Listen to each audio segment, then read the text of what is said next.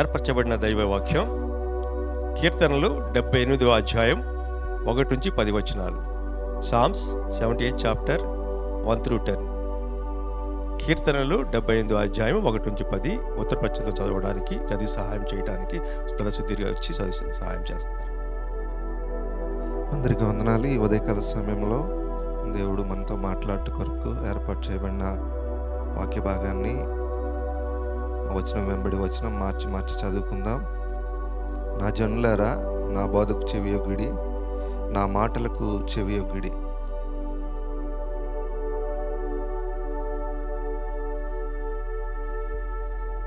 మాకు తెలిసిన సంగతులను, మా పితరులు మాకు వివరించిన సంగతులను చెప్పెదను.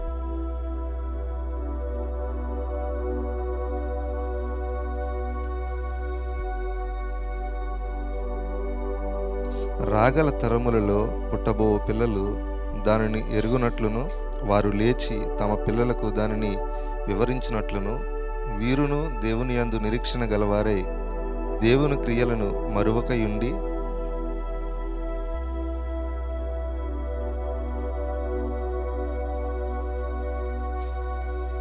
మూర్ఖతయు తిరుగుబాటును గల ఆ తరమును పోలియుండకయు, వారు ఆయన ఆజ్ఞలను గైకొన్నట్లును,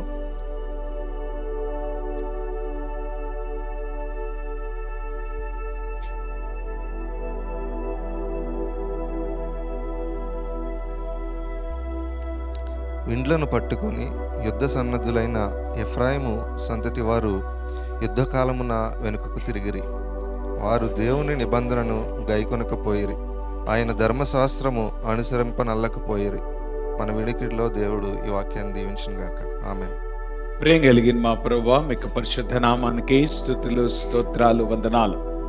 ఉదయకాల సమయంలో మరొకసారి నీ పాద సన్నిధికి వస్తూ ఉంటున్నాం. ఇప్పటి వరకు సాక్ష్యముల ద్వారా, మా పాటల ద్వారా, మా అర్పణల ద్వారా మా ఆరాధన స్వీకరించిన దేవా, ఈ సమయంలో నీ వాక్యాన్ని వినటానికి ప్రభా మీరు సిద్ధపడుతుండగా మెల్లనైనటువంటి నీ స్వరం చేత ప్రభా మీరు మాతో మాట్లాడి మమ్మల్ని సంధించి మీరు మాత్రమే ఘనత, మహిమ, ప్రభావాలు పొందుమని యేసు నామములో ప్రార్థిస్తూ నాం తండ్రి, ఆమేన్.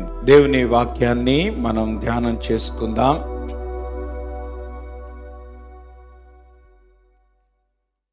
రాబోయే 3-4 వారాల్లో కూడా నేను ఫ్యామిలీస్ గురించే మాట్లాడబోతూ ఉంటున్నాను. అయితే ఫ్యామిలీ కాన్ఫరెన్స్లో మాట్లాడినట్టు నేనేం మాట్లాడలేదు, అర్థమైందా?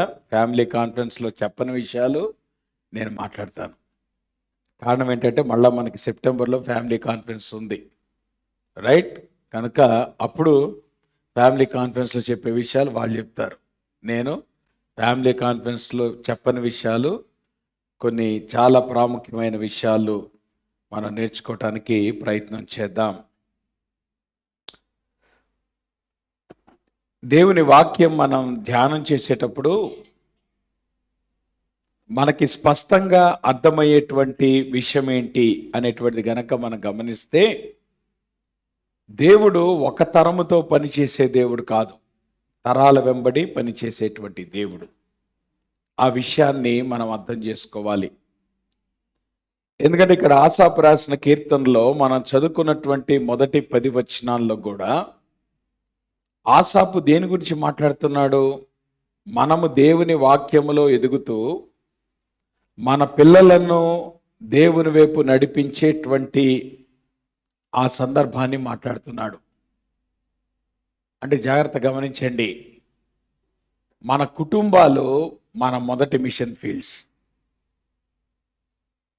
మీరు లోకాన్ని సంపాదించకముందు కుటుంబాన్ని సంపాదించుకోండి. అట్లాని లోకాన్ని సంపాదించడం మానమని కాదు.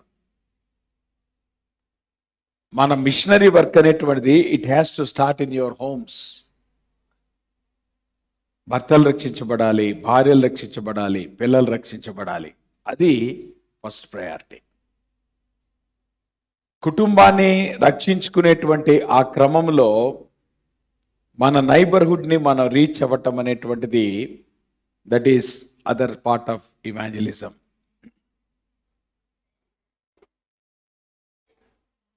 నేనంటాను ఈ విషయాలు మనం ఆలోచించినప్పుడు దీనికి మనం బిబ్లికల్ బేస్ లేకుండా మాట్లాడలేదు. ఆసాపు దేని గురించి మాట్లాడుతున్నాడు? మా పితరుల ద్వారా నీవు మాకు తెలియజేసుకున్నావు, ఫేజ్ 1. ఇప్పుడు మా ద్వారా మా బిడ్డలకు తెలియచేయటానికి మమ్మల్ని ఏర్పరచుకున్నాం. అంటే దాని అర్థం ఏంటి? రక్షణ అనేటువంటిది తరాల వెంబడి అది కొనసాగాలి. సో రక్షించబడటం అనేటువంటిది ఫస్ట్ ప్రయారిటీ అయితే, రక్షించబడేటువంటి ప్రక్రియలో కుటుంబం రక్షించబడటం అనేటువంటిది మొట్టమొదటి ప్రయారిటీ. మనం కుటుంబాన్ని దేవునిలో నడిపించుకొని దేవునిలో మనం పెంచేటువంటి క్రమంలో అప్పుడు మన నైబర్హుడ్స్ని మనం రీచ్ అవుతాం అనేటువంటి విషయాన్ని మనం అర్థం చేసుకోవాలి. ఎందుకు ఈ మాట అంటున్నానంటే, ఒక వచనం నన్ను ఫ్యాసినేట్ చేసింది. ఏంటి ఆ వచనం అంటే, దేవుడు మోషేతో మాట్లాడినప్పుడు, మోషేకు తను తాను ప్రత్యక్షపరుచుకున్నప్పుడు ఆయన ఏమని మాట్లాడాడు? మోషే అడిగాడు, నీ పేరేంటి? వెళ్ళి నన్ను చెప్పంటున్నావు కదా, ఇశ్రాయేలీలతో మాట్లాడమంటున్నావు కదా, వారికి నిన్ను గురించి ఎట్లా ఇంట్రడ్యూస్ చేయాలి, నీ పేరు ఏమని చెప్పాలి అని అంటే, దేవుడు ఎట్లా ఇంట్రడ్యూస్ చేసుకున్నా చూడండి. మరియు దేవుడు మోషేతో ఇట్లా, నేను మీ పితరుల దేవుడైన యెహోవా. ఎక్కడ స్టార్ట్ చేశాడు? ఫ్యామిలీతో స్టార్ట్ చేశాడు. అర్థమవుతుందా? అంటే దేవుడు ఎట్లా ఐడెంటిఫై చేసుకోవడానికి ఇష్టపడుతున్నాడు? మన కుటుంబాలతో ఐడెంటిఫై చేసుకోవడానికి ఇష్టపడుతున్నాడు. ఒకవేళ ప్రభు ఉద్దేశం అయితే పితరులు, తండ్రులు వాళ్ళు రక్షించబడి, మనం రక్షించబడి, మన బిడ్డలు రక్షించబడ్డారు అనుకో, అప్పుడు దేవుడు తను తాను ఎట్లా ఇంట్రడ్యూస్ చేసుకుంటాడు? మా నాయన పేరు నోబుల్ అనుకోండి, God of Nobel, God of Kiran, God of Manu. Cover అయిపోయిన 3 తరాలు. ఇప్పుడు దేవుడు నేను ఉన్నవాడను అనువాడను అనేటువంటిది ఆయన క్యారెక్టర్. చెప్పొచ్చు కదా అట్లాగా. మిమ్మల్ని ఎవరన్నా మీ పేరు అడిగారు అనుకో, మీరేం చెప్తారు?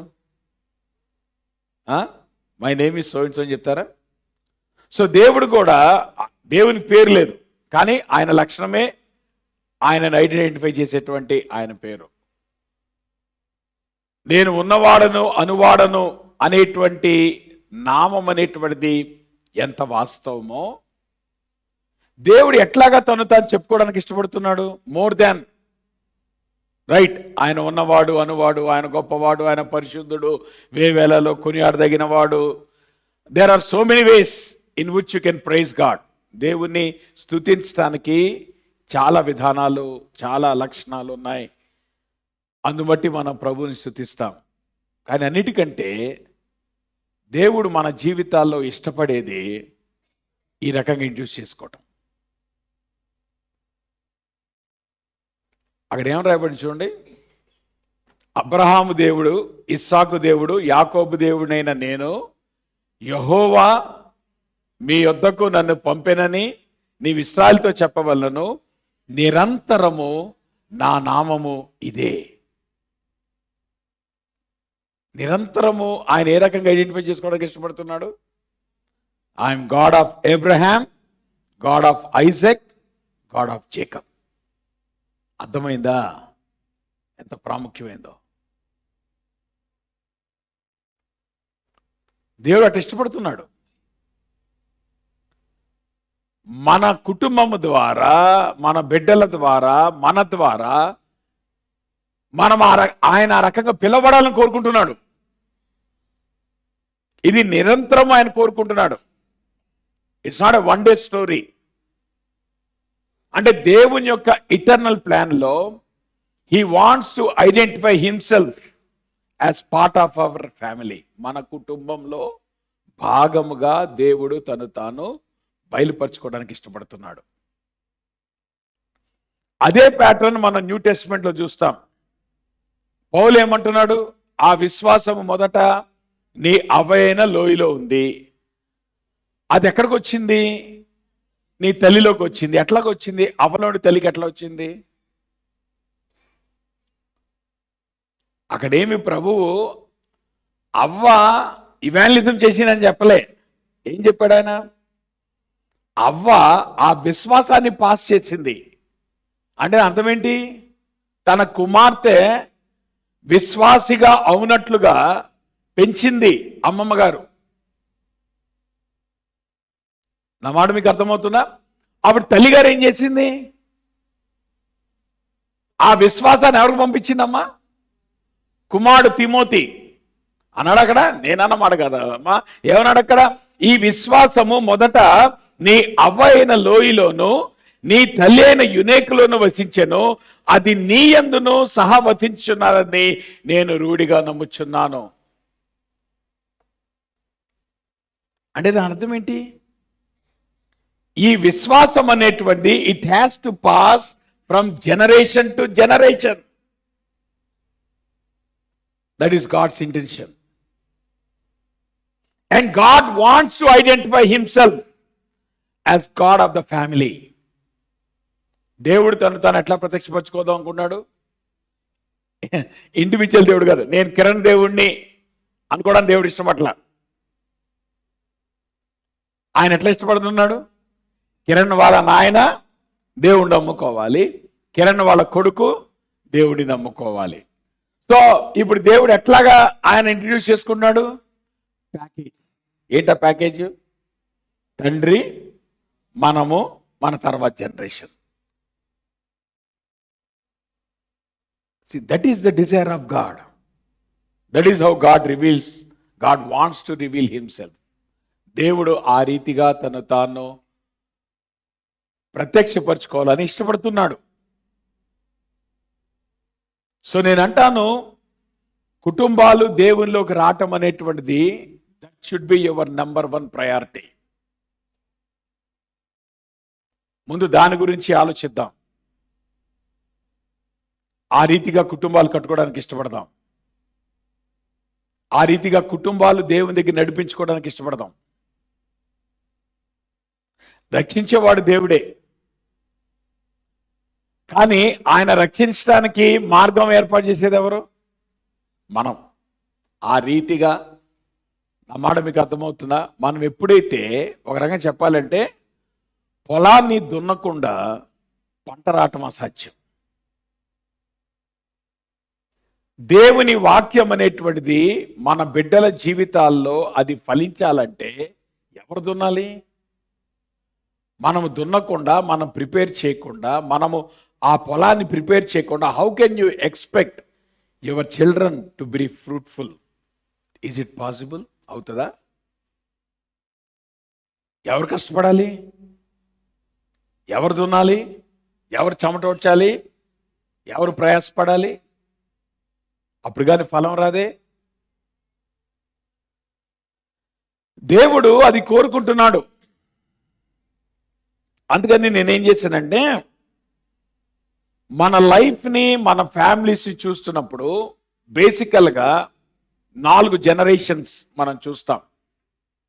అబ్రహాము దేవుడు, అబ్రహాం అన్నప్పుడు నేను ఏం డివిజన్ వేశానంటే అబౌవ్ 60, బహుశా గ్రాండ్ పేరెంట్స్. ఓకే, ఆ తరం ఎట్లా ఉండాలని దేవుడు కోరుకుంటున్నాడు. ఆ తర్వాత ఇస్సాకు తరం. ఇస్సాకు అంటున్నప్పుడు మేబీ బిట్వీన్ 40 and 60. మన భాష చెప్పాలంటే మీకు 40 సంవత్సరాల వయసు వచ్చేటప్పటికి పిల్లలు ఎల్లుండి బయటకు వెళ్తారు. అవునా? ఇల్లు ఖాళీ అవుతాయి, తల్లిదండ్రులు ఒంటరివారు అవుతారు. That is a phase. Isaac generation. ఆ తర్వాత జేకబ్ జనరేషన్. జేకబ్ జనరేషన్ని బిలో 40 ఏజ్ గ్రూప్లో. ఈ జేకబ్ జనరేషన్ని నేను 2 రకాలుగా డివైడ్ చేస్తున్నాను. ఒకటి జోసెఫ్ జనరేషన్, రెండోది జేకబ్ జనరేషన్. జోసెఫ్ జనరేషన్ అన్నప్పుడు బిలో 20, అంటే యవనస్తులు, టీనేజర్స్. జేకబ్ జనరేషన్ అంటున్నప్పుడు 20 to 40. 20 to 40లో ఏమవుతుంది? స్లోలీ జాబ్ వస్తుంది, పెళ్ళిళ్ళు అవుతాయి, పిల్లలు పడతారు. అర్థమవుతుందా? సో మనము ఎదిగేటువంటి క్రమంలో ఈ 4 జనరేషన్స్ కుటుంబాల్లో ఉంటాయి. ఈ 4 జనరేషన్స్ కూడా కుటుంబాల్లో ఉంటాయి. ఈ 4 జనరేషన్స్ లో కూడా దేవుడు చాలా స్పెసిఫిక్ గా పనిచేస్తున్నాడు. అదేంటో మనం చూద్దాం ఈ రాబోయే వారాల్లో. I want to dwell on that. ఏం కోరుకుంటున్నాడు దేవుడు?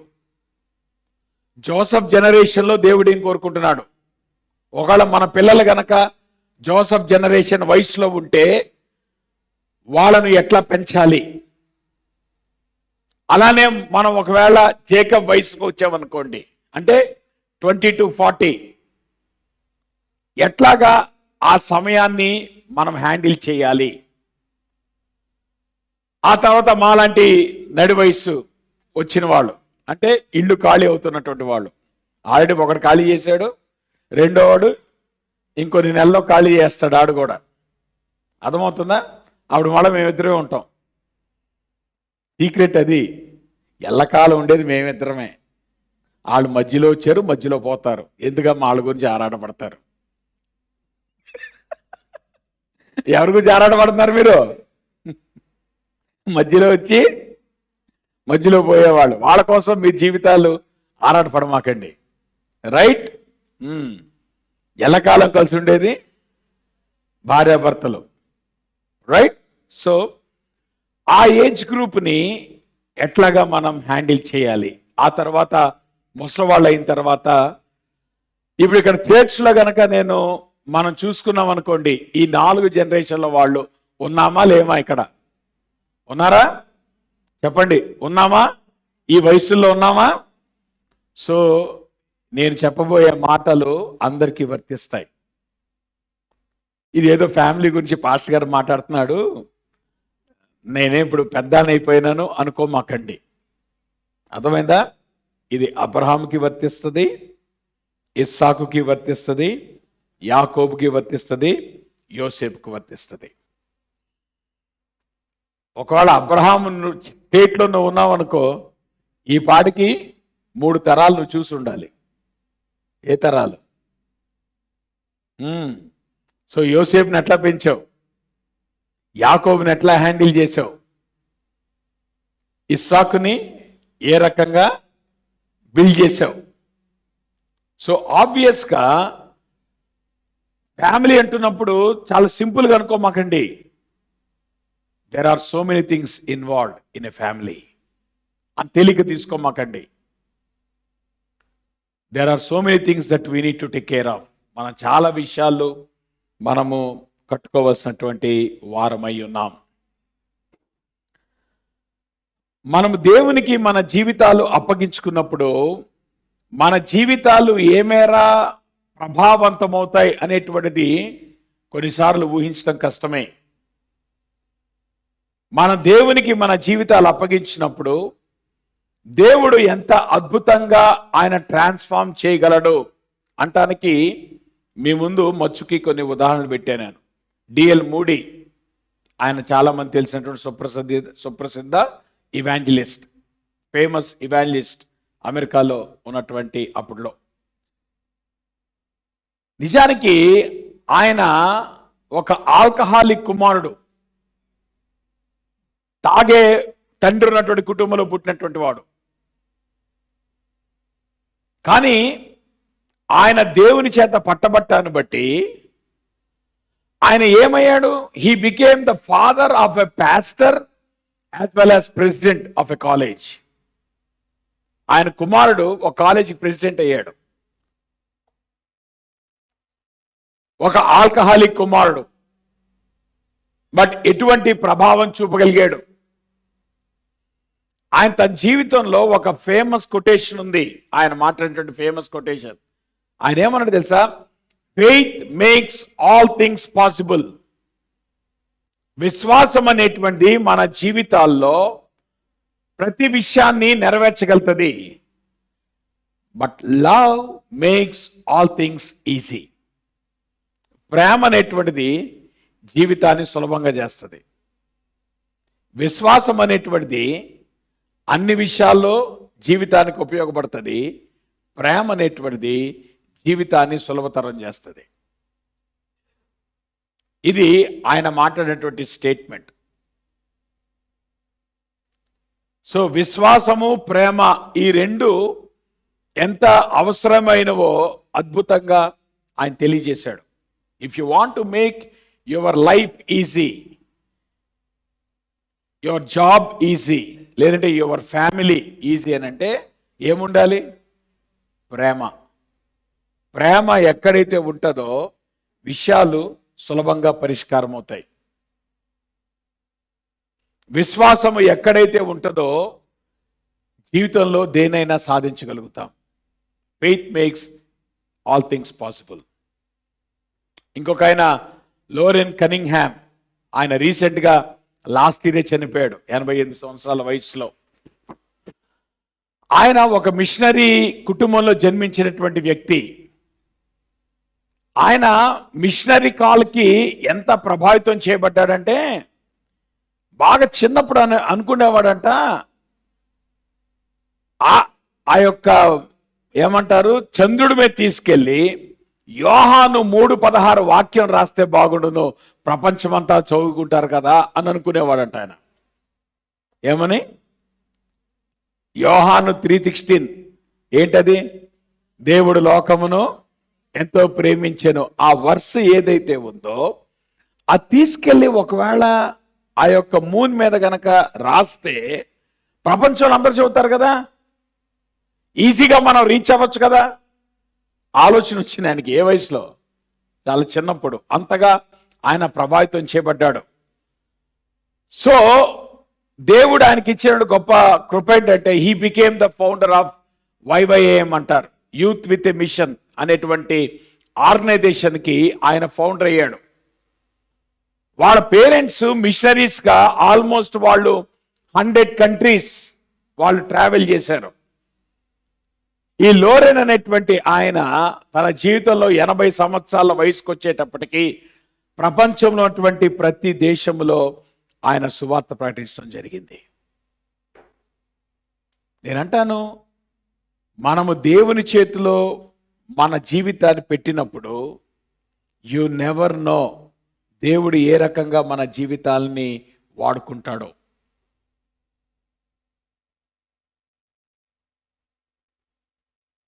కాబట్టి మనము ఆ తగినటువంటి వయస్సులో మన జీవితాన్ని దేవునికి సమర్పించినప్పుడు దేవుడు మన జీవితాన్ని అద్భుతంగా వాడుకుంటాడు. ఈరోజు నేను యాక్చువల్గా జోసెఫ్ జనరేషన్ గురించి మాట్లాడబోతున్నాను. ఎవరు వీళ్ళు? యవనస్తులు, బిలో 20. ఏడు కింద కూర్చున్నారు వీళ్ళందరూ కూడా కదా, ఆ వయసులో ఉన్నారు, రైట్? కాబట్టి మీకు అలానే తల్లిదండ్రులు కూడా ఆ వయసు వాళ్ళు పెంచుతున్నారు కదా. ఈ జనరేషన్ని అర్థం చేసుకోవడానికి ప్రయత్నం చేద్దాం. ఇది మీకు అర్థం కావడానికి చిన్నప్పుడు నాడిటైల్లో ఒక స్టోరీ ఉండేది, పైట్ పైపర్ ఆఫ్ హ్యామ్లిన్ అని. ఒకవేళ బొమ్మలు చూస్తే మీకు గుర్తొస్తాయేమో. జర్మనీలో ఉన్నటువంటి ఒక పట్టణంలో ఒక సమస్య వస్తుంది. ఏంటి ఆ సమస్య అంటే, ఆ పట్టణము నిండా కూడా చాలా ఎలుకలు వచ్చేస్తాయి. సో పట్టణం వాళ్ళు మాట్లాడతారు, ఎట్లాగా ఈ ప్రాబ్లంని సాల్వ్ చేయాలంటే ఒక ఆయన వస్తాడు, పైట్ పైపర్ అంటే మ్యూజిక్ ప్లే చేసే అతను వచ్చి అంటాడు, నేను మీ ప్రాబ్లం సాల్వ్ చేస్తాను, నాకు మీరు ఎంత పే చేయాలి అని వాళ్ళు ట్రాన్సాక్షన్ మాట్లాడుకుంటాడు. మాట్లాడుకొని వచ్చి ఏం చేస్తాడంటే చక్కగా ఒక రోజున ఎంత అద్భుతంగా ఆ ఫ్లూట్ని ప్లే చేస్తాడంటే ఆ యొక్క ఎలుకలన్నీ కూడా మెస్మరైజ్ అయిపోయి ఆయన వెంట నడుచుకుంటూ వెళ్ళిపోతుంటే తీసుకెళ్ళి తిన్నగా వాటి నదిలో ముంచేస్తాడు. సో వెనక తిరిగి వచ్చిన తర్వాత ఏం చేయాలి? ఆ పట్టణం వాళ్ళు ఏం చేయాలి? ఏదైతే బిజినెస్ ట్రాన్సాక్షన్ మాట్లాడారో ఆ డబ్బులు ఇవ్వాలి. కానీ వీళ్ళు ఏం చేస్తారంటే ఆ డబ్బులు ఇవ్వరు. అర్థమవుతుందా? పని అయ్యేం దాకా మనుషులు వాడుకుంటాం, పని అయిన తర్వాత తెలియదు అన్నట్టుగా చూస్తాం మనం, అవునా? కాబట్టి వీళ్ళు ఏం చేశారు, మా పని అయిపోయింది కదా, ఇంక నీతో మా పని లేదు, మేము ఇవ్వలే అని చెప్పి ఏదో మొత్తం చేశారు. వీడికి కోపం వచ్చింది. సరే వీడు వెళ్ళిపోయాడు. వెళ్ళిపోయి కొంతకాలం అయిన తర్వాత మళ్ళీ తిరిగి వచ్చాడు. తిరిగి వచ్చి ఈసారి ఏం చేశాడంటే వాడు ఫ్లూట్ వాయిస్తున్నాడు. వీళ్ళంతా కుటుంబాలు చర్చ్లో కూర్చున్నారంట. ఎవరు?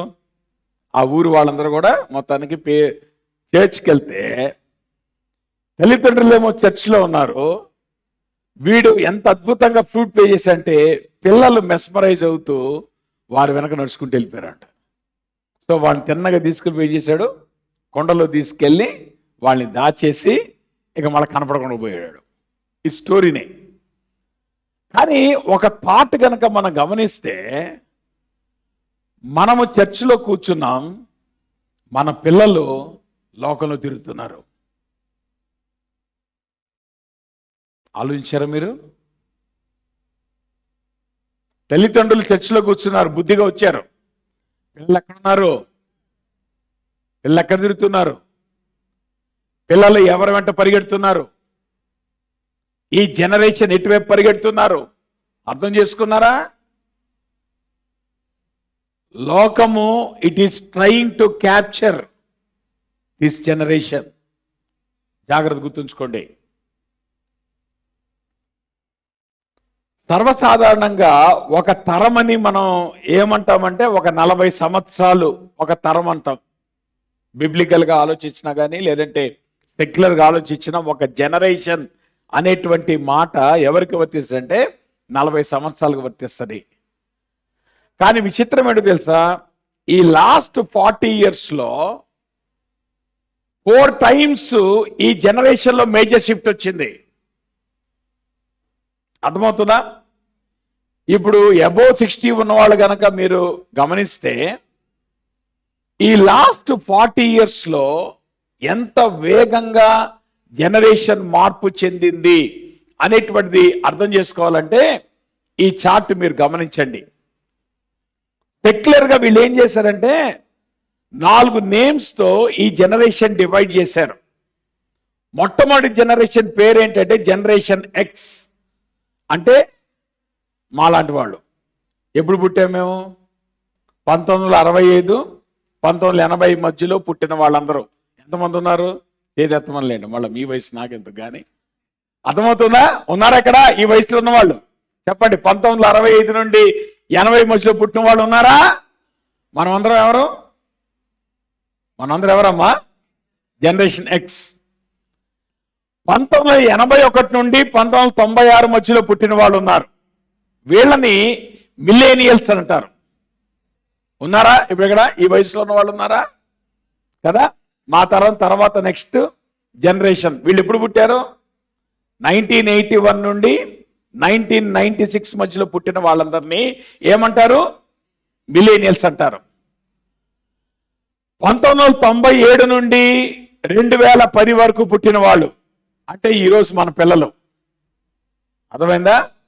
మనుగాడు 2003లో పుట్టాడు, అభిగాడు 2006లో పుట్టాడు. సో ఇప్పుడు వాళ్ళు ఎవరు?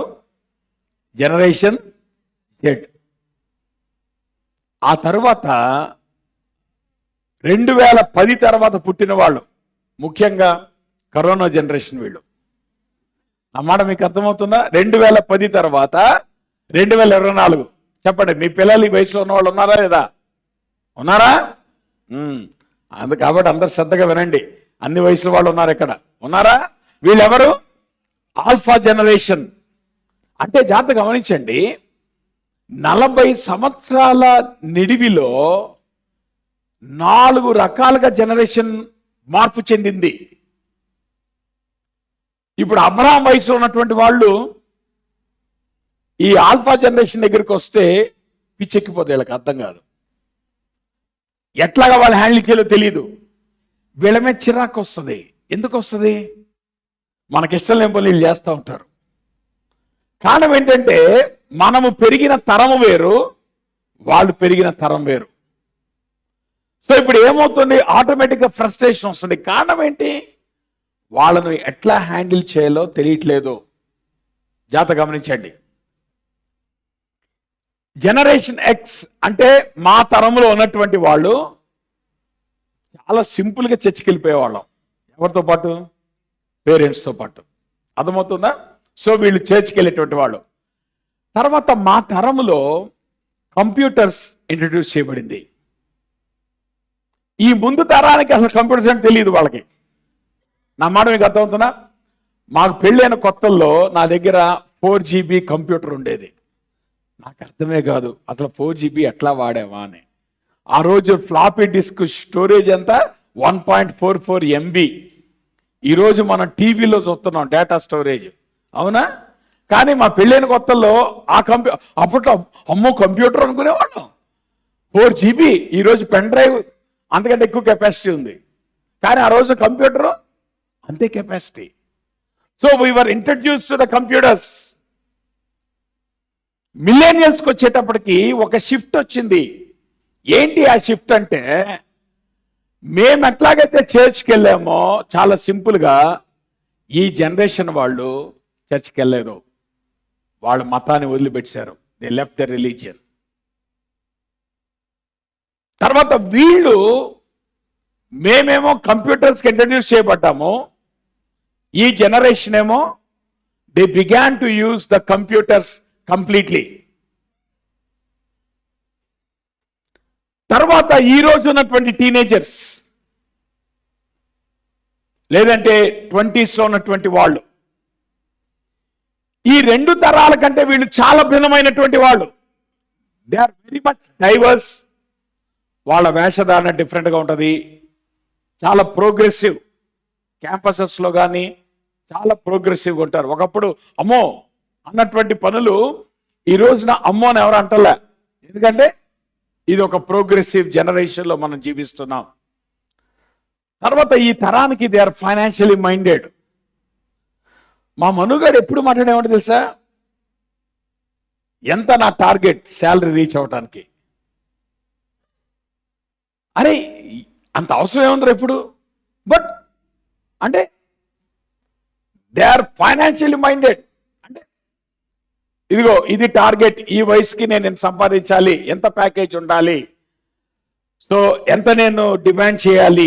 ఈ రకమైనటువంటి ఐడియాలజీస్ ఉన్నటువంటి ఈ జనరేషన్, ఈ రోజు ఉన్నటువంటి టీనేజర్స్, వీళ్ళకి they do not know what Bible means. ఎందుకంటే వీళ్ళు చర్చ్ వదిలిపెట్టారు కనుక వీళ్ళకి ఏంటి దేవుని వాక్యం ఏముందో వీళ్ళకి తెలియదు. కానీ they have their own iPhone and iPads. గమనించారా? ఇప్పుడు వీళ్ళ చేతుల్లో చాలా సామాన్యంగా కనబడుతున్నాయి. ఏం కనబడుతున్నాయి? ఐఫోన్లు, ఐప్యాడ్లు, లేదంటే ఏమంటారు శాంసంగ్లు. ఇవన్నీ మనకి రాదు. వాళ్ళు హ్యాండిల్ చేసినట్టు మనం హ్యాండిల్ చేయలేం. అవునంటారా కాదంటారా? ఇంకా ఆ తర్వాత తరానికి వచ్చేటప్పటికి ఈ రోజు ఉన్నటువంటి లేటెస్ట్ ఆల్ఫా జనరేషన్ ఎవరైతే ఉన్నారో వాళ్ళు పుట్టిన దగ్గర నుండి కూడా దేవర్ ఆన్ ది ఇంటర్నెట్. అర్థమవుతుందా? పుట్టక ముందు మొదలెడతారు మీరు ఫోటోలు తీయటం, అవునా? ఎక్కడ పోస్ట్ చేస్తారు మీరు? ఫేస్బుక్లో పోస్ట్ చేస్తారు. పుట్టిన తర్వాత పెడతారు ఫేస్బుక్లో. అడుగులు వేస్తున్నప్పుడు ఫేస్బుక్లో పెడతారు. మొట్టమొదటిగా తిండి పెట్టినప్పుడు ఫేస్బుక్లో పెడతారు. సో వీళ్ళు పుట్టిన దగ్గర నుండి ఎక్కడ బతుకుతున్నారు? వీళ్ళు ఇంటర్నెట్ మీద బతుకుతున్నారు. This generation already no.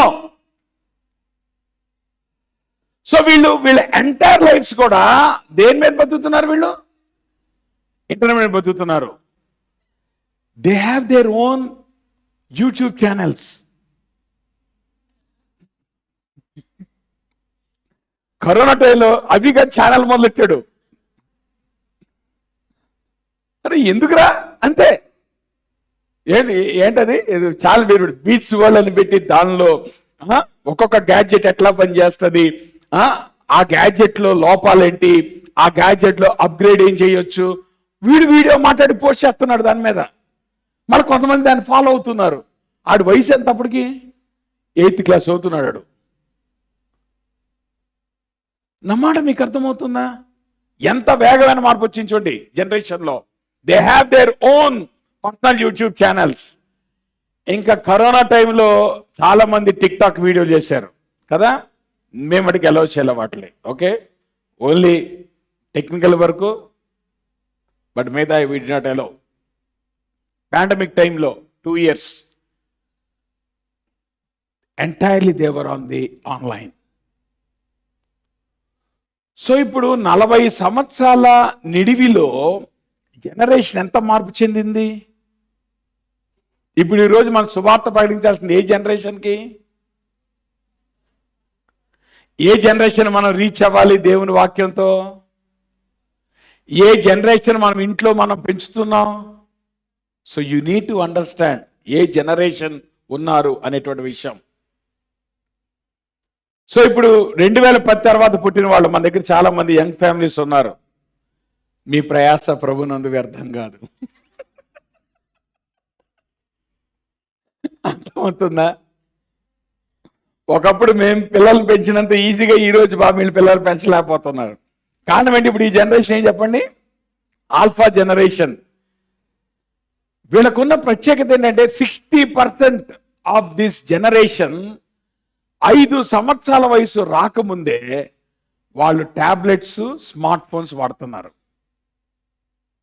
మనలో చాలా మందికి బటన్ ఫోన్ ఒకటమే రాదు, అవునా కదా? కానీ వీళ్ళు ఏం వాడుతున్నారు? 5 సంవత్సరాల ముందు రాకముందే వీళ్ళు దే ఆర్ యూజింగ్ ఇది. More than 40% of these children 6 సంవత్సరాల నుండి 11 సంవత్సరాల మధ్య ఉన్నటువంటి వాళ్ళకి they have an active social media account. అది ట్విట్టరే కానీ, ఫేస్బుకే కానీ, లేదంటే ఇన్స్టాగ్రామ్ కానీ, ఏదైనా కానీ, యూట్యూబ్ ఛానల్ కానీ, ఈ జనరేషన్కి ఏముంది? Already they have their own account. ఈరోజు వాళ్ళకి ఏ సందేహం వచ్చినా వాళ్ళ పేరెంట్స్ దగ్గరికి వచ్చి అడగట్లేదు, గూగుల్లో టైప్ చేస్తున్నారు. నా మాట మీకు అర్థమవుతుందా? అభి గారితో రే ఇదేంట్రా అంటే వాడు గూగుల్లో టైప్ చేసి డాడీ నువ్వు చెప్పేది తప్పు అంటాడు. సో ఇప్పుడు వీళ్ళతో మాట్లాడేటప్పుడు మీకు అర్థమవుతుందా? They know the source. So ఇప్పుడు పేరెంట్స్ కూడా ఛాలెంజ్ ఏంటంటే గూగుల్ టీచ్ చేయలేదు, మనం టీచ్ చేయగలగాలి వాళ్ళకి. గూగుల్లో దొరకంది ఏం చేయాలమ్మా? వాళ్ళకి మనం నేర్పించగలగాలి. ఇటువంటి జనరేషన్తో మనం ఉన్నాం. అంత మాత్రమే కాదు, కరోనా పాండమిక్ వచ్చినప్పుడు 2 సంవత్సరాలు వీళ్ళు దేంట్లో ఉన్నారు చెప్పండి? సోషల్ డిస్టెన్సింగ్లో ఉన్నారు. చాలా మేజర్ సెట్ బ్యాక్.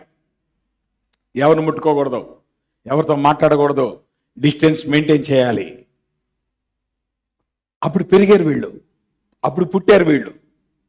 సో ఆబ్వియస్గా వీళ్ళు మనంత ఫ్రీగా వాళ్ళు మూవ్ అవ్వాల. ఆ వయసులో జనరల్గా మనకి ఏదైతే ఫ్రీడమ్ ఉందో, లేదంటే మన తర్వాత తరాలకు ఏదైతే ఫ్రీడమ్ ఉందో, ఈ తరానికి ఆ ఫ్రీడమ్ లేకుండా పోయింది. కారణం ఏంటి? 2 సంవత్సరాలు వీళ్ళు సోషల్ డిస్టెన్సింగ్ లో ఉన్నారు. ఈ జనరేషన్ అటువంటి ఒక ప్రాబ్లం ఏంటంటే only half of the Christian parents ఎవరైతే ఉన్నారో తమ పిల్లలతో పాటు బైబిల్ చదివిన వాళ్ళు 50% మించి లేరు.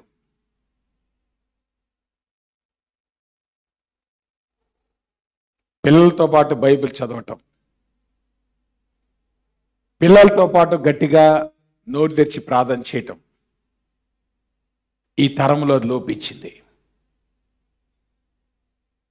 మనం అన్నీ నేర్పిస్తున్నాం, మన స్టడీస్ నేర్పిస్తున్నాం, మంచి స్కూల్స్లో వేస్తున్నాం, మంచి ర్యాంక్ సంపాదిస్తున్నారు. కానీ వాళ్ళకి బైబిల్ అంటే తెలియదు. మనం వాళ్ళకి బైబిల్ చెప్పట్లేదు, వాళ్ళతో కలిసి ప్రార్థన చేయట్లేదు, గట్టిగా నోరు తెరిచి వారితో ప్రార్థన చేయటం లేదు. ఎవరికాడు ప్రార్థన చేసుకుంటున్నారేమో నాకు తెలియదు, కానీ కూర్చొని గట్టిగా వాళ్ళ ముందు ప్రార్థన చేయటం అనేటువంటిది ఈ జనరేషన్లో లోపించింది.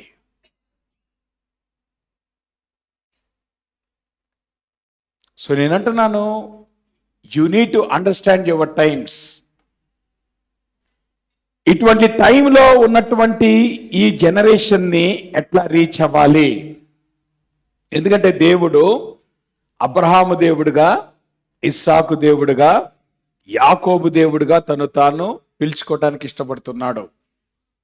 సో ఇప్పుడు ఈ యాకోబు జనరేషన్ నేను 2 రకాలుగా డివైడ్ చేసిన. ఇది యాకోబు, యోసేపు. ఎందుకు? బిలో 20 యోసేపు, తర్వాత యాకోబు.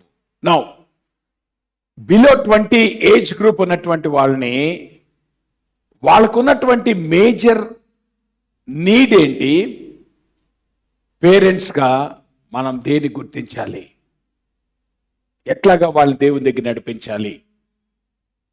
మీరు గమనిస్తే వీళ్ళు చిన్నప్పటి నుండి కూడా వీళ్ళ చేతుల్లో సోషల్ మీడియాలో వీళ్ళు పెరుగుతున్నారు గనక, వీళ్ళ ఫొటోస్ ఆన్లైన్లో తచ్చట్లాడుతున్నాయి గనుక, వీళ్ళకున్నటువంటి మేజర్ నీడ్ ఏంటంటే ఐడెంటిటీ క్రైసిస్.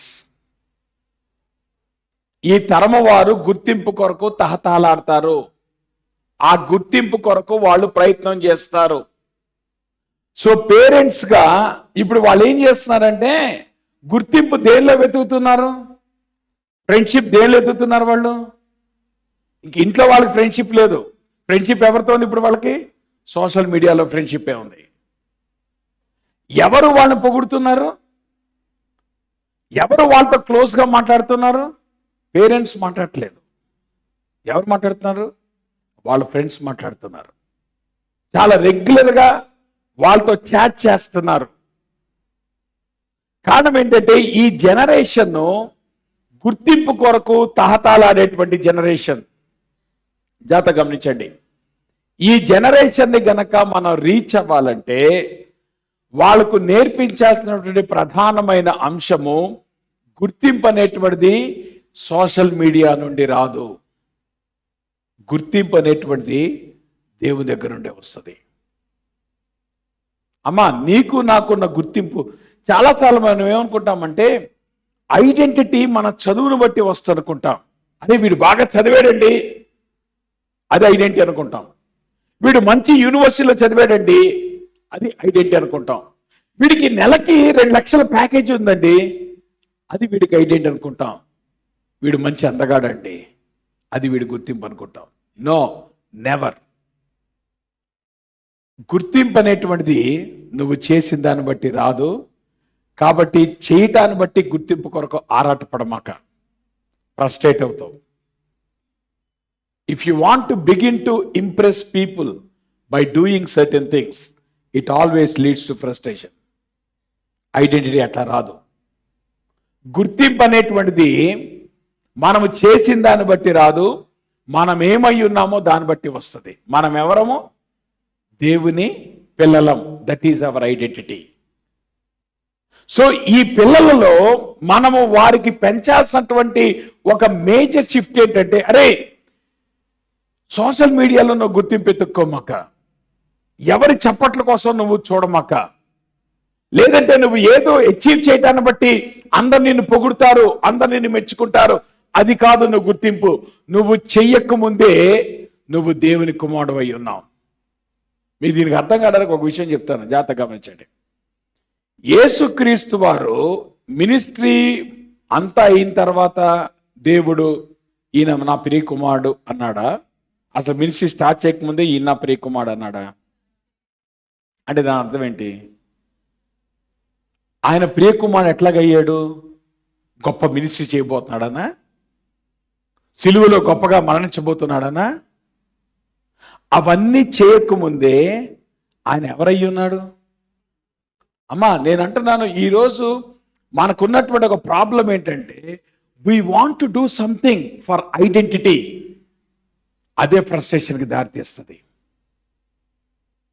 నీ గుర్తింపు నువ్వు చేసే దాన్ని బట్టి రాదు, నీ చదువును బట్టి రాదు, నీ ఉద్యోగం బట్టి రాదు, నీ హోదాని బట్టి రాదు, నీ కులాన్ని బట్టి రాదు, నీ సంపదను బట్టి రాదు. గుర్తింపు నువ్వేమై ఉన్నావో దాన్ని బట్టి వస్తుంది.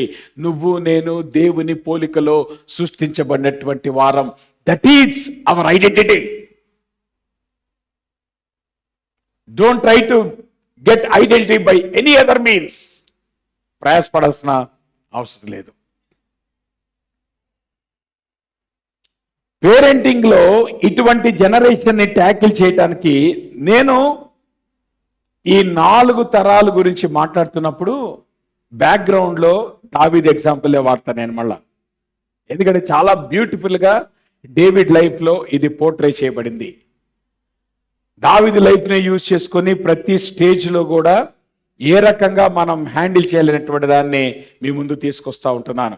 రైట్. మీరు గనక గమనిస్తే దావీదు సౌలు దగ్గరికి వచ్చేటప్పటికి ఆయన ఏ వయసులో ఉన్నాడు? బిలో 20లో ఉన్నాడు. ఓకే, బిలో 20లో ఉన్నాడు. ఆయనను చూసినప్పుడు సౌలు ఏమన్నాడు? What was his impression? చదవండి, ఏమన్నాడు అక్కడ? మీకు నేను హైలైట్ చేసి పెట్టాను. 1733 1 శామ్యూయల్. సౌలు ఈ ఫిలిష్తీయుని ఎదుర్కొని వానితో పోట్లాటకు నీకు బలము చాలదు, నీవు బాలుడు. అబ్బాయి, నువ్వు బచ్చగాడివి, నీకు ఇంకా చేత కాదు అని ఎప్పుడు అమ్మాక. నా మాట మీకు అర్థమవుతుందా? సౌలు యొక్క ఏమంటారు అసెస్మెంట్ ఏంటి? దావీదు చూసినప్పుడు, నీవు బాలుడివి, ఇంకా నీకు వయసు ఉంది, నువ్వు ఇప్పుడే చేయలేవు. గొలియాతు యొక్క అసెస్మెంట్ చూడండి. గొలియాతు మీదకి దావీదు వెళ్తున్నప్పుడు 17:42 ఏమనక్కడ చుట్టూ పారచూచి, ఎవరు? గొలియాతు చుట్టూ పారచూచి దావీదును కనుగొని అతడు బాలుడై ఎర్రని వాడును రూపసైనుట చూచి అతనిని తృణీకరించెను. లెక్క చేయలేదు. జాగ్రత్త గమనించండి. సౌలు దావీదు విషయంలో ఏదైతే అసెస్మెంట్ చేశాడో, గొలియాతు దావీదు విషయంలో ఏదైతే అసెస్మెంట్ చేశాడో, రెండు కూడా తప్పు. తప్ప కరెక్టా చెప్పండి? కరెక్ట్ అసెస్మెంట్ చేశారా? సౌలు ఏమన్నాడు? నువ్వు అప్పుడే యుద్ధానికి పనికిరావు అన్నాడు. ఇంకా నువ్వు బాలుడివి, నీకు చేత కాదు. గొలియాతు ఏమన్నాడు? అదే నేనేదో పెద్ద వీడు వస్తాడనుకున్నా, నా మీదకి బచ్చగాడిని పంపించాడండి నా మీదకి అని చెప్పి తృణీకరించాడు. ఈ డిస్పైజ్. అమ్మ, పేరెంట్స్ మీరు గమనించండి, మీ పిల్లల బలాలేంటో మీరు గుర్తించండి. Don't despise them. మీ పిల్లల బలాలు మీకు తెలియాలి.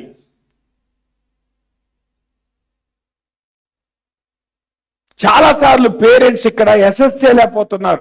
నీ పిల్లవాడి యొక్క బలం ఏంటి, వాడు ఏమి చేయగలడు అనేటువంటిది పేరెంట్స్ కి తెలిసినట్టుగా ఎవరికి తెలియదు. You are their guides. మీరు పిల్లల్ని గమనిస్తున్నప్పుడు వాళ్ళ బలాలు చూడండి. అరే నువ్వు బాలుడివి, నువ్వు చేయలేవు అని అనమాక. దేవుడు బహుశా వాళ్ళలో ఆ స్ట్రెంగ్త్ ఇచ్చాడేమో, దేవుడు వాడికి ఆ కెపాసిటీ ఇచ్చాడేమో, దేవుడు వాడికి ఆ ఎబిలిటీ ఇచ్చాడేమో. Who knows? నువ్వెవరు చెప్పడానికి నువ్వు చేయలేవని? You never know what God he's put in them the potential. చూసారా? ప్రాబ్లం ఏంటంటే వీళ్ళిద్దరు అసెస్మెంట్ తప్పు. ఎవరి గురించి? దావీదు గురించి. దాని కాన్సిక్వెన్స్ ఏంటి? సౌలు జీవితాంతము అసూయతో చెలరేగిపోయాడు దావీదుని బట్టి. దేని బట్టి? దావీదు యొక్క బలాన్ని బట్టి. గొలియాతు దావీదు యొక్క బలాన్ని బట్టి ప్రాణం వదిలేశాడు, చచ్చిపోయాడు. The reason is both were wrong in assessing the strength of David. కాబట్టి ఈ జనరేషన్ ఎట్లా హ్యాండిల్ చేయాలి చెప్పండి? మీ పిల్లల బలాలేంటో, వారి బలహీనతలేంటో ముందు గుర్తించండి, వాటిని ఐడెంటిఫై చేయండి. మీరు ఎప్పుడైతే వారి బలాల్ని గుర్తించి ఆ బలాల్లో వాళ్ళని ట్రైన్ చేస్తారో వాళ్ళు షైన్ అవుతారు. మీ కోరికలు, మీ అభిప్రాయాలు వాళ్ళ మీద రుద్దమాకండి. ఈరోజు మన ప్రాబ్లం అదే. వాళ్ళ స్ట్రెంగ్స్ మనకు తెలీదు, మన స్ట్రెంగ్త్ని వాళ్ళ మీద రుద్దేద్దాం. అరే నేను పిహెచ్డీ చేశాను రా, నువ్వు పిహెచ్డీ చేయాలి. నేను డాక్టర్ రా, నువ్వు డాక్టర్ అయిపోవాలి. నేను ఇంజనీర్ రా, నువ్వు ఇంజనీర్ అయిపోవాలి. ఎవడు చెప్పాడు? దేవుడు అట్లాగే ఏమన్నా అందరినీ డిటోస్ చేశాడా? ఏమన్నా? Be right in assessing whatever child holds. రెండోది, వాళ్ళ తలాంతులు ఏంటో గుర్తించు. ఇక్కడ జాగ్రత్త గమనించండి. దావీదు ఆయన పోరాడక పూర్వము ఫస్ట్ ఆయన ఎవరు చెప్పండి? He was a musician. ప్రభువుని ఆరాధించేవాడు. మీకు సంగతి చెప్పనా, దావీదు రాసినటువంటి మేజర్ కీర్తనలు ఆయన 11 సంవత్సరాల నుండి 14 సంవత్సరాల మధ్యలో రాసినటువంటి కీర్తనలు. ఆ వయసులో అతనికి అంత స్పిరిచువల్ మెచ్యూరిటీ ఎట్లాగొచ్చింది? నా మాట మీకు అర్థమవుతుందా? సో ఆ ఎబిలిటీ ఎవరిచ్చారు? దేవుడు ఇచ్చాడు. దావీదు దేవునితో ఎటువంటి సంబంధం కలిగి ఉన్నాడంటే he was a worshipper before he fought. నేను చిన్నప్పుడు ఎటువంటి ఇంట్లో పెరిగానంటే, మా ఇంట్లో చదువు తప్పితే అన్ని బంద్. మా ఇంట్లో టీవీ లేదు, మా ఇంట్లో ఏమీ లేదు, స్పోర్ట్స్ లేదు, ఏమి లేదు.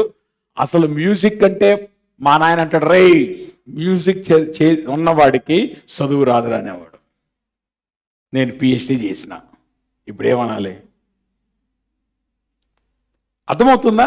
మ్యూజిక్ వచ్చిన, ఎందుకంటే పాపం ఆయన కూడా ఆ రోజుల్లో ఎవరైతే మ్యూజిషియన్స్ ఉన్నారో వాళ్ళ పేర్లు చూస్తే అవన్నీ ఎవరి పేర్లు? ఇప్పుడు కూడా సినిమాల్లో ప్లే చేసే వాళ్ళు మ్యూజిక్ ఎక్కువ మంది ఎవరుంటారు? సో ఆయన ఒక అసెస్మెంట్ కలిగి ఉన్నాడు, ఏమని? మ్యూజిక్ వచ్చిన వాడికి చదువు రాదు, కాబట్టి మ్యూజిక్ నాట్ అలౌడ్. నేను సీక్రెట్గా నేర్చుకున్నా, ఎందుకంటే నాకు దేవుడు టాలెంట్ ఇచ్చాడు. సో ఇప్పుడు ఏమైంది? మినిస్ట్రీలోకి వచ్చేటప్పటికి దేంతో స్టార్ట్ అయింది? నా మాట మీకు అర్థమవుతుందా? అసలు చర్చ్ స్టార్ట్ చేయకముందు దేవుడు నాకు ముందు ఇచ్చింది ఏది? ఈలో నన్ను ఏమని పిలిచేవాడు తెలుసా? గిటార్ కిరణ్ అన్న అని పిలిచేవాళ్ళు. అసలు చర్చ్లో మీకు ఎవరికి గిటార్ తెలియదు. నాకు అర్థమైంది, నేను అసలు గిటార్ కొట్టడం ఎప్పుడు మీరు చూడలేదు. నా మాట మీకు అర్థమవుతుందా? Identify the talents. ఇక్కడ ఒక విషయం గమనించండి, దావీదు యొక్క టాలెంట్స్ ఏంటో వాళ్ళు గుర్తించారు. ఎవరు గుర్తించారు? చూడండి, సౌలు అడుగుతున్నాడు, ఏమన్నాడు? బాగా వాయింపగల ఒకని విచారించి నా యొద్దకు తీసుకొని రండని తన సేవకులకు సెలవీయగా వారిలో ఒకడేమన్నాడు? చిత్తగించుము, బెత్లెహేమీయుడైన యెషై యొక్క కుమారుల్లో ఒకని చూచి తిని అతడు చమత్కారముగా వాయింపగలడు, అతడు బహుశూరుడును యుద్ధశాలియు మాట నేర్పరియు రూపస్నై ఉన్నాడు, మరియు యెహోవా వానికి తోడుగా ఉన్నాడు. జాగ్రత్త గమనించండి, దావీదు రాజు యొక్క సన్నిధిలో జాబ్ సంపాదించడానికి కారణం ఏంటి? మాట్లాడరేంటమ్మా? దేవుడు దావీదుకి ఏదైతే టాలెంట్ ఇచ్చాడో ఆ టాలెంట్తో ఆయన రాజు సన్నిధిలో నిలబడ్డాడు. మీ పిల్లల టాలెంట్స్ ఏంటో మీకు తెలుసా?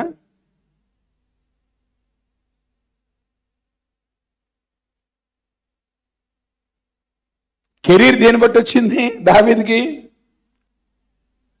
రాజు తర్వాత అయ్యాడమ్మా, కానీ కెరీర్లో రాజు సన్నిధిలో నిలబెట్టింది ఏంది? అతడు. ఎందుకంటే ఏ పోస్ట్ ఖాళీ వచ్చింది ఇప్పుడు సౌలు దగ్గర? ఈయనకి తిక్కలేస్తుంది, డిప్రెషన్. ఎవరికి? సౌలుకి. సో డిప్రెషన్ వచ్చినప్పుడల్లా కూడా స్ట్రేంజ్ గా బిహేవ్ చేస్తున్నాడు. కాబట్టి దాన్ని ప్యాసిఫై చేయడానికి ఇప్పుడు ఎవరు కావాలి? మంచి మ్యూజిషియన్ కావాలి. ఎవరా మ్యూజిషియన్? అంటే జాగ్రత్త గమనించండి, దావీదు దేవునితో ఎటువంటి సంబంధం కలిగి ఉన్నాడో, దావీదు దేవునిని ఆరాధించమనేటువంటిది ఏదైతే నేర్చుకున్నాడో అది అతన్ని తీసుకెళ్లి రాజు సన్నిధిలో కెరీర్ ఇచ్చింది. చాలా మందికి సీక్రెట్ తెలియట్లా. కెరీర్ దేని బట్టి వస్తుంది అనుకుంటున్నారు?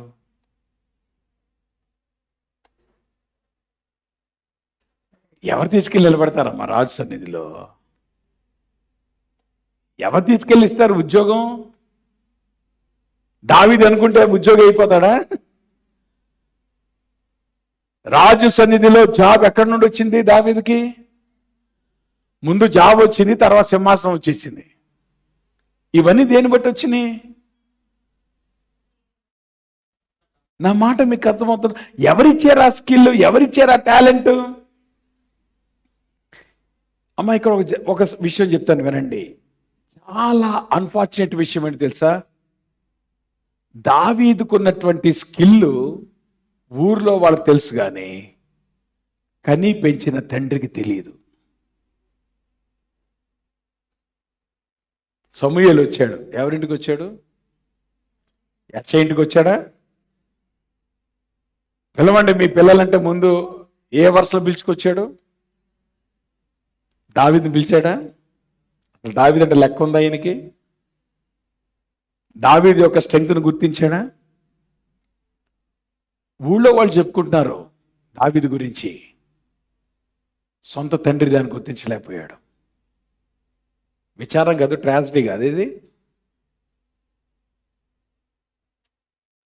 ఈరోజు మీ పిల్లల గురించి వాళ్ళ ఫ్రెండ్స్ తెలిసినట్టు పేరెంట్స్కి తెలియట్లేదు.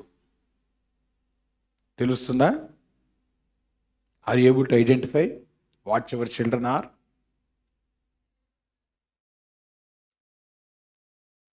స్కూల్లో ఫ్రెండ్స్కి అర్థమవుతుంది, ఇంట్లో పేరెంట్స్కి అర్థం కావట్లా. ఎందుకు వాళ్ళు లోకంతో కలుస్తున్నారమ్మా? ఎందుకు వాళ్ళు లోకం వెంబడి పరిగెడుతున్నారు? ఎందుకు వాళ్ళు లోకంతో ఫ్రెండ్షిప్ చేస్తున్నారు? Because that is where they are getting their approval, because the parents are not able to recognise.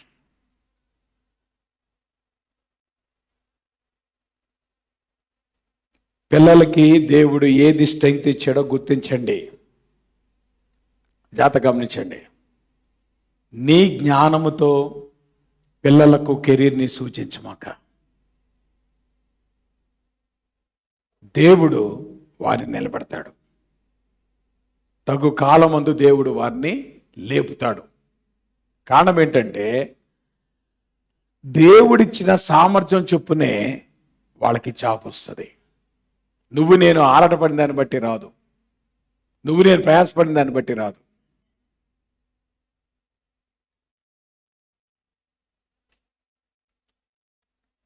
ఇది మీకు అర్థం కావడానికి ఈ విషయం చెప్పి నేను ముగిస్తాను ఈ రోజున.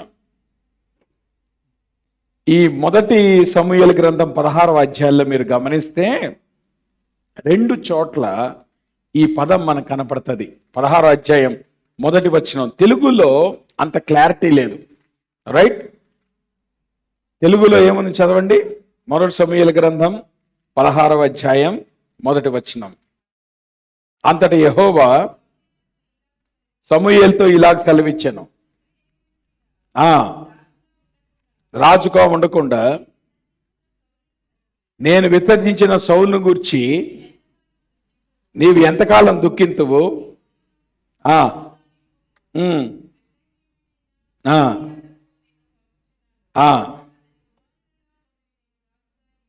చూసారా? ఇక్కడ యాక్చువల్గా తెలుగులో నియమించుదును అనే మాట మనం చూస్తాం. కానీ మీరు ఒరిజినల్ లాంగ్వేజ్లో కనుక మీరు గమనిస్తే అక్కడ రాయబడిన పదం ఏంటో తెలుసా? For I have provided for my self a king among his Sons. నేను అక్కడ ఎల్లోలో హైలైట్ చేశాను. హీబ్రూలో ఆ పదం ఏంటో తెలుసా? ఈరే. ఈ పదాన్ని అక్కడ వాడాడు. చెప్పండి, యెహోవా ఈరే అనే పదం ఎక్కడుంది ఫస్ట్ టైము? కదా, అబ్రహాం దగ్గర కనపడుతుంది, శారా దగ్గర కనపడుతుంది. సారీ, అబ్రహాము ఇస్సాకుని బలిచ్చిన చోట ఇస్సాకు అదే అడుగుతాడు, ఆయన నేను కట్టెలు చూస్తున్నాను, నేను నిప్పుని చూస్తున్నాను, నీళ్ళని చూస్తున్నాను, నాకు ఒకటి కనపట్టలేదు. ఏం కనపట్టలేదు? గొర్రె పిల్ల కనపట్టలేదు. అంటే అప్పుడు అబ్రహాం ఏమన్నాడు? యెహోవా చూచును, ఆయన చూసుకుంటాడు. ఇప్పుడు జాగ్రత్త గమనించండి. అదే పదము ఆ అధ్యాయంలో కింద 18వ వచనం ఇందా మనం చదువుకున్నాం. అక్కడ ఏమని చూడండి, అక్కడ చిత్తగించుము, బెత్లెహేమీడైన యెష్షయి యొక్క కుమారుల్లో ఒకని చూచి తిని. అక్కడ కూడా వాడబడిన పదం ఏంటి? ఈరే. అంటే జాగ్రత్త గమనించండి. మొదటి వచనంలో ప్రభు ఏమన్నాడంటే, నేను చూచాను. ఎవరిని? ఒక ఆయన్ని నేను చూశాను. అంటే ఒక అతన్ని నేను ప్రొవైడ్ చేయబోతున్నాను, ఒక అతన్ని నేను ఇవ్వబోతున్నాను. అంటే ఇప్పుడు జాగ్రత్త గమనించండి, దావీదు రాజు అవుతాడనే సంగతి దావీదు తెలుసా? దేవుని తెలుసా? దావీదుకి రాజు అయ్యేటువంటి టాలెంట్స్ రాజు అయ్యాక దేవుడిచ్చాడా, పుట్టినప్పుడే దేవుడిచ్చాడా? నా మాట మీకు అర్థమవుతుందా? ఈయన చమత్కారంగా ఎందుకు వాయించగలడు? దేవుడు తెలుసు ఒకానొక దినమున ఆ చమత్కారముగా వాయించేటువంటి దావీదు సౌలు ప్రెజెన్స్ లో నిలబడబోతున్నాడు.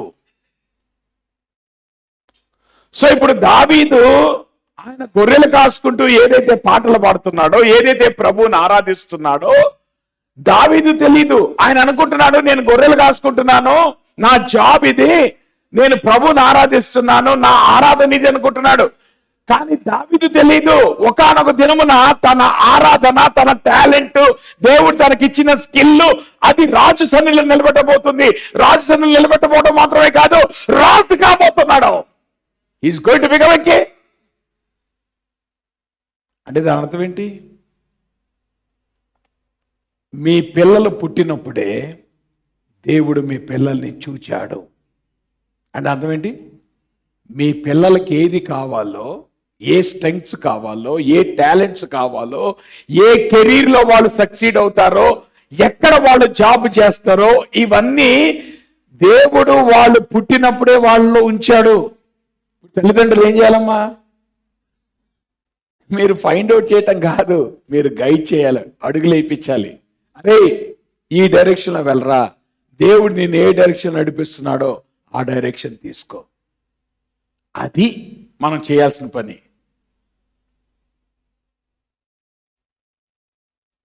మనం పుట్టినప్పుడే దేవుడు మన జీవితానికి సరిపడినటువంటి స్కిల్స్ కానీ, టాలెంట్స్ కానీ, ఎబిలిటీస్ కానీ ఆల్రెడీ ఉంచాడు. ఇప్పుడు మనం ఏం చేయాలి? స్కిల్స్ సంపాదించుకోవటం కాదమ్మా, స్కిల్స్ ఫైండ్ అవుట్ చేయాలి. స్కిల్స్ ఫైండ్ అవుట్ చేయాలి. దేవుడు నీకు ఏ స్కిల్ ఇచ్చాడో, దేవుడు నీకు ఏ టాలెంట్ ఇచ్చాడో, దేవుడు నీకు ఏ కెరీర్ ఇచ్చాడో, అది ఎప్పుడైతే నువ్వు ఫైండ్ అవుట్ చేస్తావో ఆ కెరీరు, ఆ స్కిల్, ఆ టాలెంట్ తీసుకెళ్ళి నేను ఎక్కడ నుంచోబెడుతుంది? రాజు సన్నిధిలో నుంచోబెడుతుంది. అది పేరెంటింగ్ అంటే.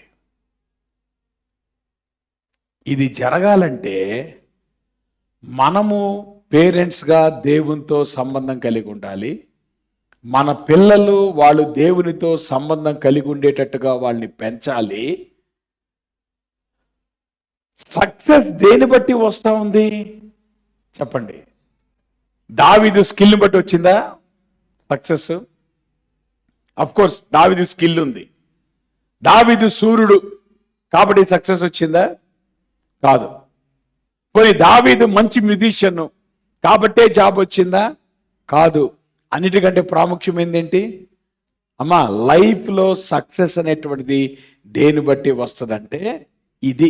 ఏమన్నాడు? మరియు యెహోవా వానికి తోడుగా ఉన్నాడు. ఈ మాట ఎవరు చెప్పారు? పేరెంట్స్ చెప్పారా? దావీదు చెప్పాడా? ఊళ్ళో వాళ్ళు చెప్పారు. అంటే సాక్ష్యం ఎవరు చెప్తారు? నేను అంటున్నా అమ్మ, సాక్ష్యం అంటే నువ్వు చెప్పేది కాదు. సాక్ష్యం అంటే ఎవరు చెప్పేది? ఇతరులు నీ గురించి చెప్పేది. నువ్వు నీ గురించి ఏం చెప్పుకుంటావో దాని కొరకు ప్రయాసపడమాక.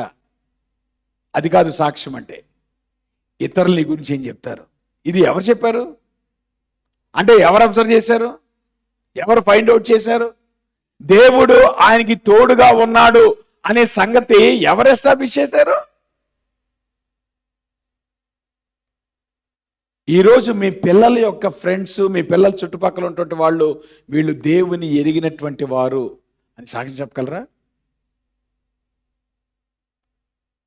మనం చెప్పడం కాదండి. మా అమ్మ బంగారం అండి, మా కొడుకు బంగారం అండి, మా అమ్మాయి బంగారం అండి. చెప్పండి, అవి నాకు చెప్పమాకండి. ఈ ఎవరు చెప్పాలి? కాకి పిల్ల. కాబట్టి మీ బంగారం మాటలు నాకు చెప్పమాకండి. ఈ బంగారం అని ఎవరు చెప్పాలి? అమ్మా ఎవరు చెప్పాలి? ఊళ్ళో వాళ్ళు చెప్పాలి. నేను అంటున్నాను, ఈరోజు పేరెంట్స్గా ఈ జనరేషన్ యొక్క నీడ్స్ ఏంటో మనం అర్థం చేసుకోవాలి. దేవుడు వారిని ఎట్లాగా వాళ్ళని డిజైన్ చేసాడో మనం అర్థం చేసుకోవాలి. దేవుడు వారికి ఇచ్చిన స్ట్రెంగ్స్ ఏంటి, దేవుడు వారికి ఇచ్చిన మీ అభిప్రాయాలు వారి మీద రుద్దమకండి, మీ కోరికలు వారి మీద తీర్చుకోమకండి. వారిని దేవుడు దేనికి కలగజేశాడు, వారి ద్వారా దేవుడు ఏం చేయాలనుకుంటున్నాడు.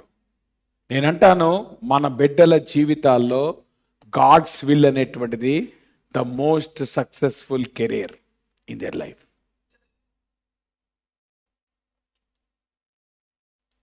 వాళ్ళను గనక మనం ఆ రీతిగా వాళ్ళని ట్రైన్ చేయగలిగితే, ఆ రీతిగా వాళ్ళు గైడ్ చేయగలిగితే, దేవుడు వాళ్ళని నడిపించుకుంటూ వెళ్ళిపోతాడు. దావీదుని ఎవరు నడిపించాడు?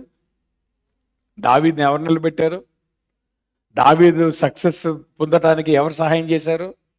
గొలియాతు మీద యుద్ధానికి వెళ్ళాడు, కానీ విజయం ఎవరిచ్చారు? ప్రతి స్టెప్లో కూడా ఎవరు తనకు తోడుగా ఉన్నారు? So what is the secret of David success? God is with him. చెప్పండి, దేవుడు మనతో అట్లా ఉన్నాడా? దావీదుకు తోడుగా ఉన్నట్టుగా దేవుడు మనతో ఉన్నాడా?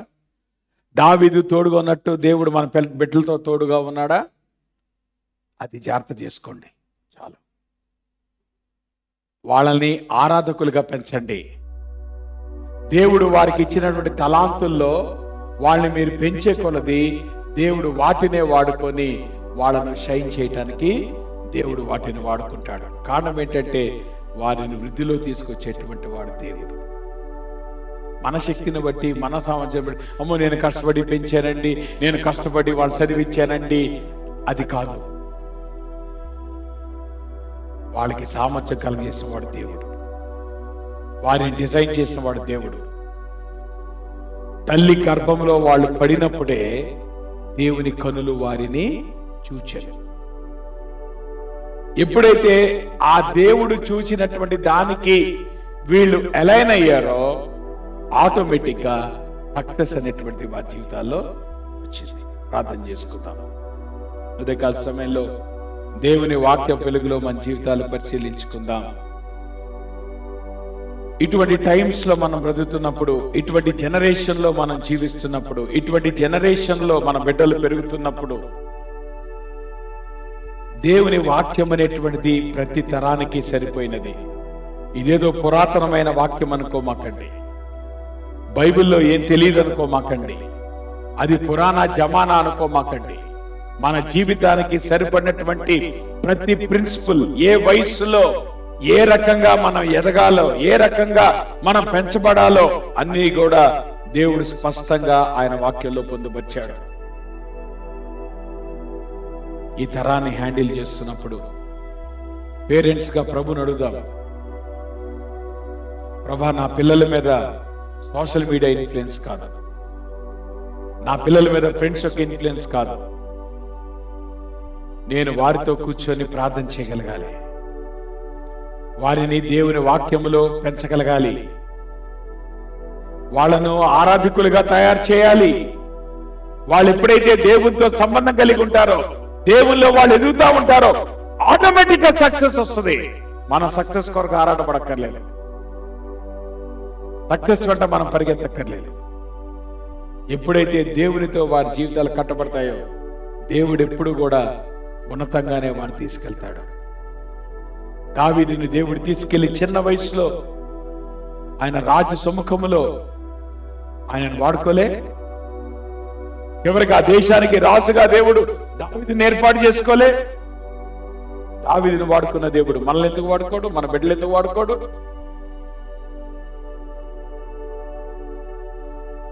అయితే దేవునికి మనం సమర్పించుకోవాలి. దేవుని ఉద్దేశాల కొరకు మనం జీవించాలి. మన బిడ్డలు కూడా ఆ రీతిగా ట్రైన్ చేయాలి. ప్రార్థన చేసుకుందాం. ప్రభా, నీవు నాకు ఇచ్చిన ఈ సంతానం శ్రేష్టమైన సంతానం.